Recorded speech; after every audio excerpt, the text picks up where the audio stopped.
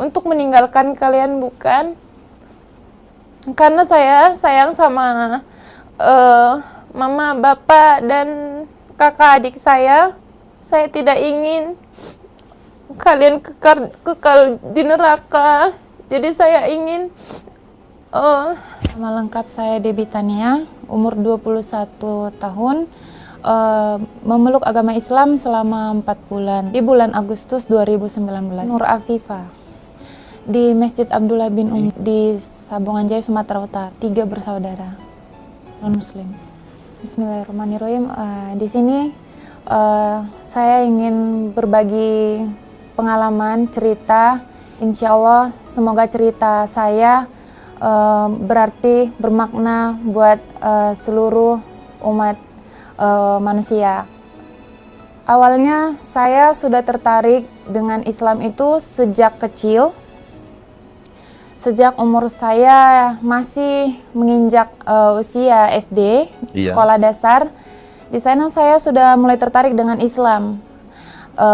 Keluarga saya beserta saya tinggal di lingkungan rumah ibadah saya sebelumnya, di mana saya hanya mengenal agama saya sebelumnya saja, dan saya orang yang tidak bergaul, hanya mengetahui tentang agama saya sebelumnya.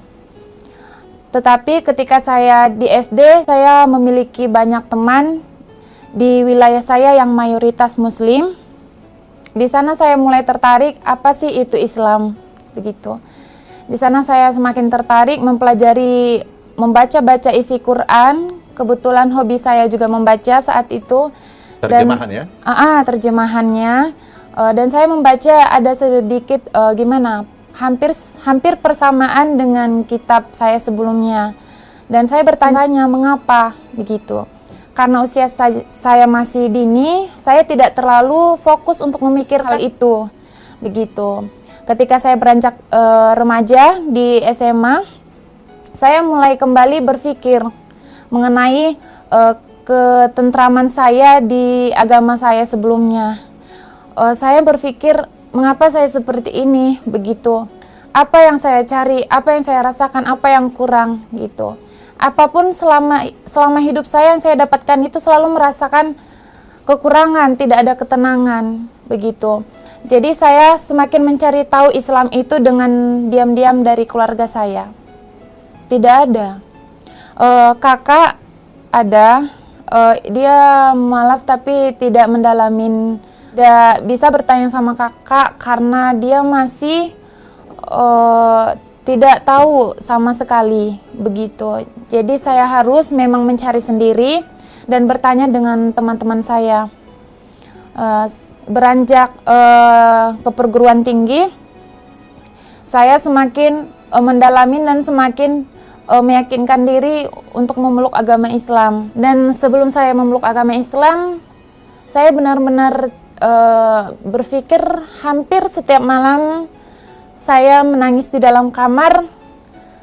Entah hal apa yang membuat saya menangis, saya yakin hal yang membuat saya menangis itu karena keinginan saya untuk memeluk agama Islam itu belum dapat saya capai, belum dapat saya wujudkan. Lalu orang tua dan keluarga saya selalu bingung mengapa wajah saya dan mata saya selalu sembab, begitu. Keluarga saya berpikir mungkin remaja sekarang menangis tuh hanya karena soal perasaan, hubungan maupun cinta. Dan saya menangis itu cinta kepada Allah karena belum bisa mewujudkan keinginan saya. Lalu saya menimbang dan memikirkan ke depannya keputusan saya ini. Karena ini bukan hal yang mudah untuk diputuskan, begitu. Saya memutuskan untuk memeluk agama Islam keesokan harinya. Malamnya saya berpikir, esok harinya saya memutuskan untuk memeluk agama Islam sehabis azhar. Di sana saya tidak memikirkan lagi tentang kuliah saya, tentang akibat dari saya memeluk agama Islam. Karena yang penting bagi saya itu akidah saya, perasaan saya bisa terwujudkan, begitu. Saya masih menyembunyikan hal itu sekitar beberapa hari kepada keluarga saya. Tapi pasti setiap hal yang disembunyikan itu akan ketahuan, dan akhirnya keluarga saya tahu. Orang tua saya sangat tidak setuju dan marah besar kepada saya, hingga orang tua saya ingin mempunyai rencana untuk melakukan saya kembali ke agama saya sebelumnya. Di sana saya benar-benar berpikir keras untuk menyelamatkan akidah yang saya sudah putuskan itu.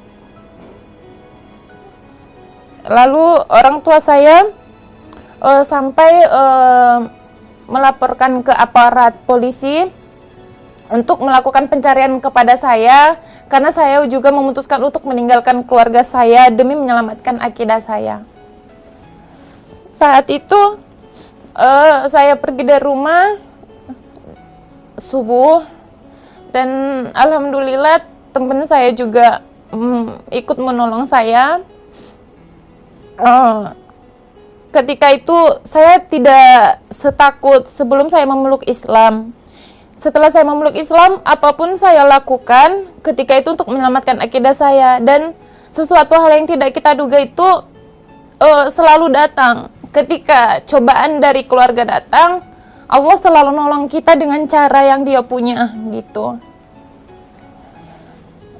Jadi saya memutuskan tetap pergi, dan saya dapat saran dari teman, meminta nomor telepon Ustadz sendiri.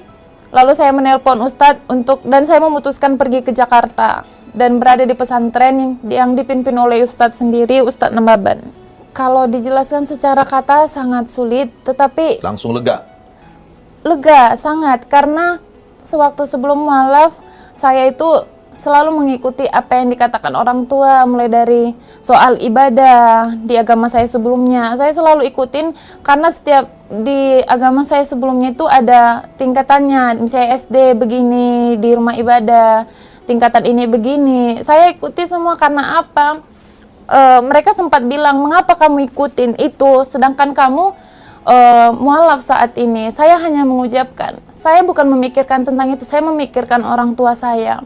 Pasti setiap anak itu sayang sama orang tuanya, begitu. Makanya saya berpikir sejak dulu memikirkan, benar-benar memikirkan secara matang untuk melangkah menjadi seorang mualaf, gitu. Kuliah juga saya berpikir berhenti, silakan berhenti, gitu. Memang itu sudah tidak dipikirkan, gitu. Karena yang saya pikirkan gimana di akhirat nanti, gitu. Kebetulan saya aktif di organisasi, dan teman saya di organisasi punya saudara yang kuliah di luar kota dan memiliki komunikasi dengan Ustadz, dan saudaranya membantu saya untuk bisa komunikasi dengan Ustadz sendiri. Iya. Karena saya juga terkejut, ternyata ada khusus orang-orang seperti kami ini, begitu, yang dibuang dari keluarga. Jangan, misalkan tidak dibuang, setidaknya tidak bisa bersama keluarga lagi. Ibaratnya kami ada tempat bernaung. Ada orang tua. Pesan-pesan saya khususnya kepada saudara-saudara seiman pribadi.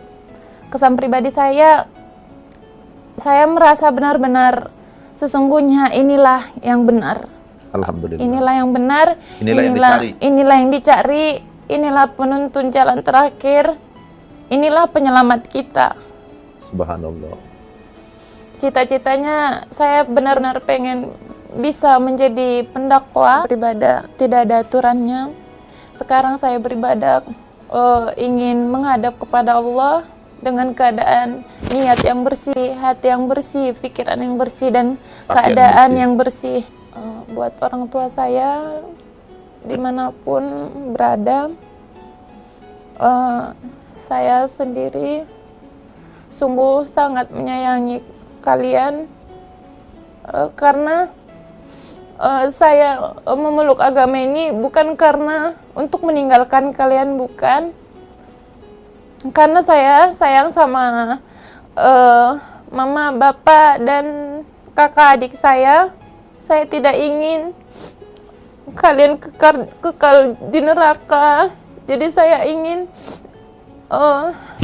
menyelamatkan kalian kelak. Karena kematian dan akhir bukanlah sesuatu yang bisa kita tahu kapan datangnya. Pesan kepada seluruh umat Islam, bersyukurlah masih bisa beribadah, bersyukurlah menjadi Islam, bisa beribadah kepada Allah dengan mudah, tidak ada halangan dan tidak perlu seperti kami yang harus meninggalkan keluarga.